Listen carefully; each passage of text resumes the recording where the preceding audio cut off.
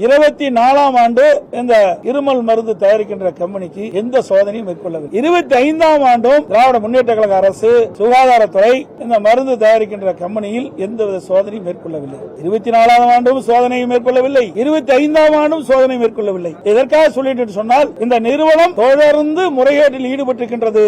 அதனால் சோதனை செய்கின்ற போதெல்லாம் அங்க அந்த மருந்து தயாரிப்பிலே குறை கண்டுபிடிக்கப்பட்டு அதுக்குண்டான நடவடிக்கை எடுக்கப்பட்டிருக்கிறது. அப்படி இருக்கின்ற பொழுது இந்த அரசு எச்சரிக்கையோடு இந்த மருந்து தயாரிக்கின்ற கம்பெனியை அவர்கள் கண்காணிக்கப்பட்டிருக்க வேண்டும். இப்படி இந்த மருத்துவத்துறை, இன்றைக்கு சுகாதாரத்துறை, இன்றைக்கு இருக்கின்ற அமைச்சர் ஏதோ பேசுகிறார், ஏதோ விளக்கத்தை கொடுக்கின்றார். ஆனால் 2024ஆம் ஆண்டு அந்த இருமல் மருந்து தயாரிக்கின்ற கம்பெனியில் ஏன் சோதனை செய்யவில்லை? 25ஆம் ஆண்டு இந்த அரசு அந்த இருமல் மருந்து தயாரிக்கின்ற கம்பெனியில் ஏன் சோதனை செய்யவில்லை? 2 ஆண்டுகள் தொடர்ந்து சோதனை செய்யாத இருக்கின்ற காரணத்தினால்தான் இந்த இருமல் மருந்து தயாரிக்கின்ற கம்பெனியில் பல்வேறு வேதியியல் பொருட்கள் அதில் கலந்து இந்த மருந்தை தயாரித்த காரணத்தினால் இன்றைக்கு உயிரிழப்பு ஏற்பட்டிருக்கின்றது.